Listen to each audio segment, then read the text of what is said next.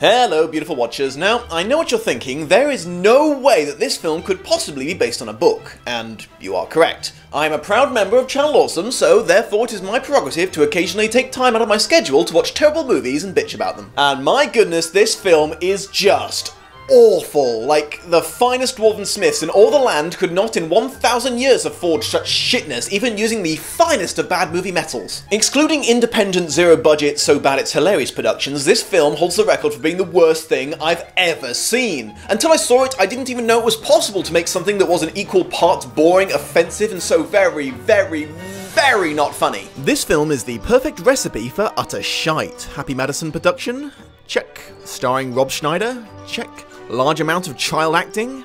Check. I realise that hating on Happy Madison Productions has become such a common occurrence on here that it's a virtual cliche now, but it really is quite fascinating how they've managed to so consistently churn out such utter drivel over the last 10 years. The basic synopsis of the film is that some adults try to prove that bullying is wrong by beating children at baseball. I'll just clarify that again. This is the story about some plucky underdog adults beating children at baseball. What highly illegal narcotic could possibly have inspired such a concept? Whatever. The film starts out with the most played out of school dramas, the stereotypical school bullies picking on the stereotypical nerd kids. I think you want some of your famous beef stew? No, stop it! Is it just me, or is that kid not objecting nearly as hard as he should be? No, stop it! No, stop. I don't want this. Oh, this certainly isn't my fetish. Oh my. He's rescued, just a few moments later than would have been helpful, by a local gardener named Gus and his man-child friend Clark. You might recognise Clark as the guy who played Napoleon Dynamite. In this, he's essentially the same character, but somehow even less funny. After chasing off the bullies, Gus waxes nostalgic about playing baseball as a younger man. He suggests that he, Clark, and their mutual friend Richie return later to play a friendly game. Hold on, my mom's sending me a text message. No way! We're having macaroni tonight! That means garlic bread, yes! Awesome! Oh, you're waiting for the rest of that joke. Nope, that was it. Clark got a text from his mother about what she was making for dinner and he got excited about it. This is the exact level of humour this film sticks to throughout. I've made a terrible mistake. I want to go back to adaptations. The film then cuts to the Richie character for a while, who's being nerdy and perverted while working his always going to be relevant job as a video store clerk. Gosh, I'm glad that doesn't date this movie something awful. Skip to Gus getting ready to play the baseball a few hours later. Do you know where I packed my baseball mitt? Hey Gus, if we conceive this month, we would have the baby in January. Wouldn't it be fun to have a New Year's baby? I found my mitt, Liz. It was in the old trunk. Well, gosh, I wonder if Gus is fixating on baseball because he's scared about the prospect of fatherhood. This scene is just so subtle, it's hard to tell. I'm in awe of the symbolism, I really am. The following scene where the nerds try to play baseball is a triumph of physical comedy, including such genius jokes as accidentally throwing the ball straight up into the air and then getting hit on the head with it, and making cow noises. The bullies from earlier turn up and actually try to pick a fight with three grown-ass men. It appears this film's wit is only matched by its realism. Following a string of logic I'm certain I'll never understand, they decide they'll sort out their differences over a game of baseball. Well done, fellas, you just went from moral high ground to creepy old dudes playing with kids they don't know. Hey, I bet you're a good catcher of donuts in your mouth. See, the problem with that joke is a grown-ass man just called a child fat. I know these kids are the bullies and therefore the villains of the film, but a grown-ass man just called a child fat. It's kind of hard to root for that team. The two men who are, let's face it, the equivalent of dork blackface obviously do rather poorly, but Gus succeeds in physically outperforming the little children. Sorry, I know I'm bringing this up every few minutes, but this film expects us to root for the guys who are playing against children! Gus even goes as far as to cause massive internal hemorrhaging in one of them so the wronged nerd kid from earlier can get poetic justice. Oh, it's even sexy on this end. The first lesson this film teaches you is that the best way to deal with child bullying is physical violence. I do hope all the parents and teachers out there are paying close attention. After that spot of child abuse, they return to Richie's house to check on his brother, who suffers from rampant agoraphobia. That's the joke. He has a crippling mental issue, and it's funny. While celebrating their win of a pizza, they're approached by the uncle of one of the kids they injured. He's here to tell them he's pressing criminal charges against them for assaulting his child? Clark the dork and Richie bitchy playing baseball. Why is that so funny? Because they're retards. Oh, Okay, no, apparently it's not the criminal violence he's upset about. He just doesn't like that two nerds beat his kid at baseball. Yes, I can see why that would be the primary issue here. The team then encounters the film's one and only saving grace, an extremely rich former bullying victim by the name of Mel, played by Jon Lovitz. Lovitz is the only person in this entire film who gets anywhere close to being funny. I mean, he's not great, but compared to the rest of the cast, he's the love child of Oscar Wilde and Bill Hicks. Destroy them! Howie, you're a freak. Edgar, let's get this Gus bus on the road. He thanks the gentleman for standing up for his nerd son that appears to drive off in the Knight Rider car without him. I have yet to perfect the peel out. And we're back on the subplot about Gus avoiding banging his missus. Oh, joy. Sometime later, Clark and Richie get into a confrontation with another one of their childhood tormentors, and once again the agreed upon solution is for 3 adults to play baseball against children. No matter how many times I say it, it doesn't get any less stupid. This results in yet more instances of violence against minors. The good guys team is once again carried by the only non-nerd amongst them. Billionaire Mel witnesses their victory and invites them over for lunch at his high-tech mansion. They're served by his robot butler that can give birth to sandwiches via cesarean. I don't really know what to say. I'm just gonna move on from that. Mel tells the guys he wants to make their hobby of beating the shit out of children official. He's planning to fund a baseball tournament for all the little baseballers and 3 older guys. That's actually what they call it. He's planning to bribe all the bullies teams into joining by offering to build a new baseball stadium for the winner as a prize. He explains that if their undermanned team of former nerds can win, it will prove that it's not okay to bully people. Leaving aside all the other question marks this plan creates, he seems to be overlooking the fact that the only person on his team that can play baseball is the only one that isn't a nerd. This format of the 2 adult nerds not being funny while failing at everything they do and being carried by the one cool kid in their sports team in their battle against children continues for a good chunk of the film, as does Gus's constant attempts to murder every child he sees. Oh hey, Gus is blue-balling his wife to avoid having a child again. I'm just so invested in this. Mel attempts to improve the team by inviting a former professional baseball player to come and give them some tips. Is that Mr. T? Dude, it's Dr. Dre. Racist?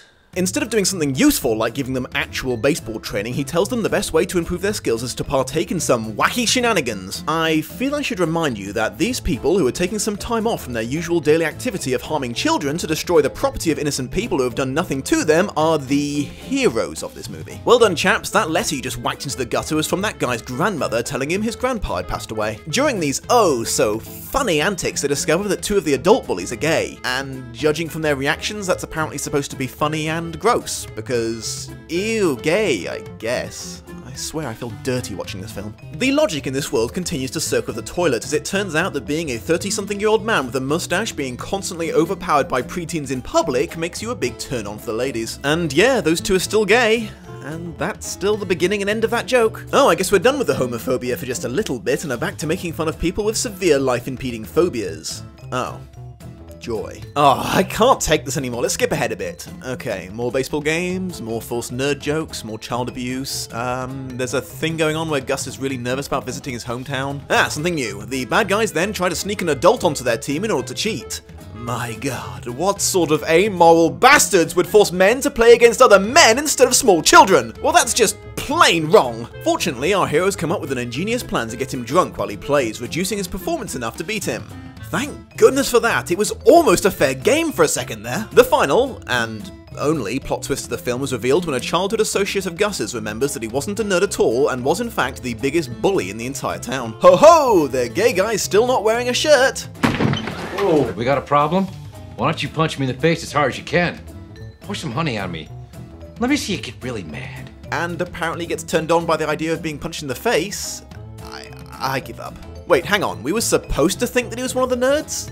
There's no setup for that except for one tiny scene where he talks about people making short jokes, right before he jumps into the shower with his hot blonde wife. None of that screams social reject to me. I assumed he was one of the jocks. But apparently the cast of this film were under the impression he was one of them, despite all the evidence pointing against it, and they're quite upset with him. His wife suggests that the best way to atone is to track down the person he bullied the most and apologize. It turns out to be a little person who was bullied so much he ended up being institutionalized. Holy shit, this asshole bullied a midget for being a midget? That's sociopathic! Though it's hard to take the movie's finger wagging on this subject seriously, because in the very next fucking scene, it makes a bunch of little person jokes. He's a modern day Yoda. Yeah. I mean, not his looks, but his philosophy stuff.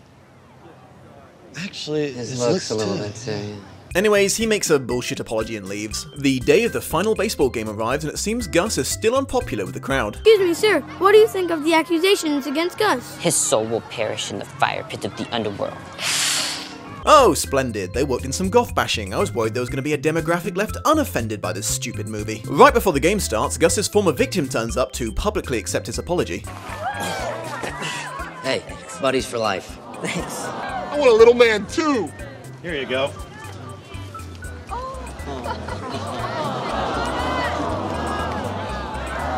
Okay, that was a little funny. Still offensive as fuck, but a little bit funny. Damn it, movie, you brought me down to your level. So, everyone's happy and the three adults come up with a crazy fucking idea. How about some kids playing this kids game instead of them? Well, I never! So, obviously the nerds do really badly, but they have so much fun doing it that it just blows the jocks' minds. What are you smiling at?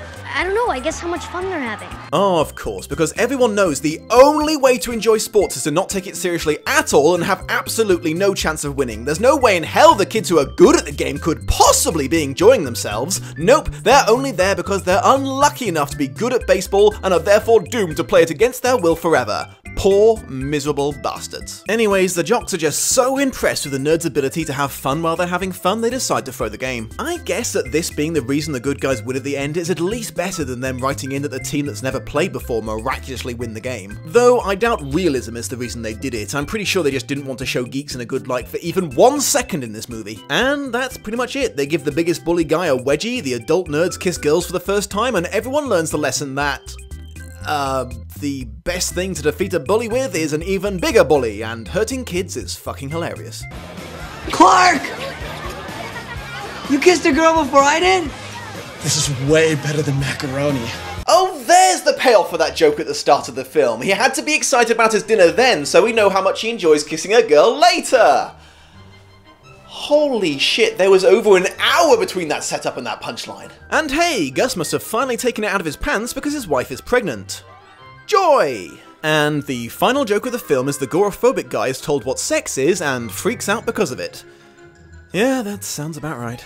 Fuck this movie in every conceivable orifice. 99% of the jokes in this comedy fall so flat that if you viewed them from the edge, they'd be invisible to the naked eye. It tries to sell itself as this underdog Revenge of the Nerds sports film, but it just comes off as a mean-spirited excuse to geek bash. What they apparently didn't realise is that just because they jock bash in equal measure, it doesn't actually even this out. It just means the movie's being offensive to everyone. I'm not overly into political correctness, but even I quickly got tired of the way that every third line of dialogue in this film inevitably contained either the words retard, spaz, queer, homo, or gnome. Basically, this supposed anti-bullying sports movie is the biggest fucking bully in the world, making fun of pretty much everybody to make itself feel better about the fact that it's about as funny as a wet slap to the testicles. It's irony at its finest, and it's a fucking terrible movie. Screw this shit, I'd rather OD on J.K. Rowling. Next episode, Harry Potter and the Philosopher's Stone. The Dom out.